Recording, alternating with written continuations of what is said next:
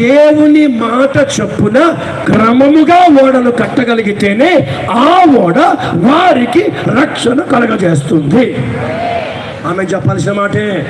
హల్లెలూయా. క్రమముగా కట్టవలసిన ఈ ఓడ మనం కట్టుకోవలసిన మన విశ్వాస క్రమమైన జీవితానికి సాదృశ్యమై ఉన్నది. అంటే మన ఆత్మీయ జీవితాన్ని ఎలా కట్టుకోవాలి? క్రమముగా. అనండి గట్టిగా.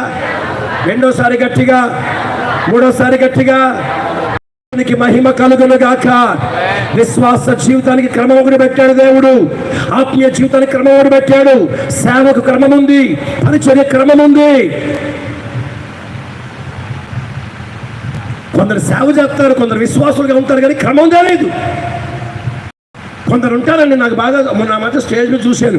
ఆ పాస్టర్ గారి మనవడు అల్లరి చేస్తూ ఉంటే దారా బాబు దారా బాబు దారా బాబు అనుకోండి స్టేజ్ మీదకి వెళ్ళి దారాలైనా బంగారా రాలైనా స్టేజ్ మీద పెట్టుకొని సగలిసుకొని నేను వాక్యం చెప్తాడు దరిద్రానికి పిల్లలతో ఆడుకుంటా ఉన్నాడు. ఆడికి ఏం క్రమం తెలుసా? సేవ చేస్తాడు పనికి మానుడు.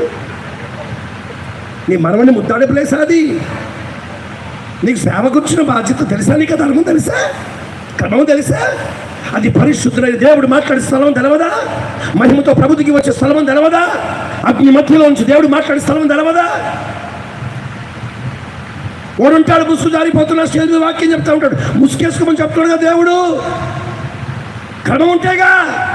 ఏమండి, అన్ని స్థలాల్లో అన్ని చర్చలే కదా, అన్ని సేవలే కదా, అన్ని పరిచయలే కదా. అది తొందరపడి ఎక్కడ పడతానికి వెళ్ళబాకండి. ఎక్కడ క్రమం ఉందో, ఎక్కడ క్రమమైన బోధ ఉందో, ఎక్కడ క్రమమైన నడిపింపు ఉందో ఆ సేవ రేపు రాకడ దినమున ఎత్తబడుతుంది. స్తోత్రం చెప్పరే. సినిమా యాక్టర్ కంటే విడ్డూరంగా తయారవుతుంది అమ్మగారు. స్తోత్రం. ఎన్నారా పట్టు చీర కట్టుకొని, ఒంటి నిండా సొమ్ములెట్టుకొని, మూతికి ఇంత రంగు పూసుకొని, ఆ మొదలష్ట మొహం చూస్తే నల్లగా ఉంటుంది, స్టేజ్కి వస్తే తెల్లగా అయిపోతుంది. దీని మూతికంతా ఓ రంగు, పెదాలకంతా ఓ రంగు. దీని పెదాలు ఎర్రగా ఉన్నాయి. దీని పెదాలు చూసినా ఒకటే, కోతి వెనక భాగం చూసినా ఒకటే. 24 గంటలు స్టేజ్ చూసుకొని సీర చదువుకోవడం కొమ్ము ఇదే సరిపోతుంది. ఏం క్రమం లేని ఇవే సంఘానికి ఏం బోధిస్తుంది? సేవ ఏం చేస్తుంది? భార్యను సరి చేసుకోలేనాడు, కుటుంబాన్ని సరి చేసుకోలేనాడు. ఇక పాత్ర గారు ప్రతిష్టే, పాత్రమ్మ ప్రతిష్టే. ఇలా పిల్లలు ఉంటారు, సినిమాటలు కంటే భయంకరంగా ఉంటారు. స్తోత్రం. అన్ని తగిలించుకొని ఏంటి గారు మీ పిల్లలు అలా ఉన్నారు ఏంటంటే, ఏమండి సమర్పణ వాళ్ళకి రావాలి కదండి, వాళ్ళల్లో రావాలి కదండి, ఆడ కొత్త వాళ్ళు చేస్తారండి. చిన్నప్పుడు వాడికి ఆకలి అవుతుందని వాడికి ఆకలి అయినప్పుడే అన్నం అడుగుతారు, అప్పుడే పెడదామని ఆగావా? ఏమండి, 12:30 దాటిపోతే గిన్నెచ్చుకొని ఆడ పరిగెడతా ఉంటాడు, నువ్వు దాని వెనుక పరిగెడతా ఉంటావు. మా హైదరాబాద్లో ఉదయాన్నే వాకింగ్కి వస్తారు కలెక్టర్లు, మినిస్టర్లు, వీళ్ళందరూ పెద్దోళ్ళు. వాళ్ళ ఎంబడి ఒక బొచ్చుకొని వేసుకొస్తారు, బొచ్చుకుని వేసుకొస్తారు. ఈ బొచ్చుకు వాళ్ళ ఎంబడి ఆడ వెనక ఉండదు, దానికి ముందుంటుంది. ఇప్పుడు కుక్క ఇంటి తీసుకెళ్తుందా, ఆడి కుక్కని తీసుకెళ్తున్నాడో తెలియదు. స్తోత్రం. ఈడేమో చేరెక్కి సీట్లో కూర్చొని జనాల మీద పత్రికం చేస్తాడు, ఆ కుక్క ఇంటి లాక్కెళ్తుంది.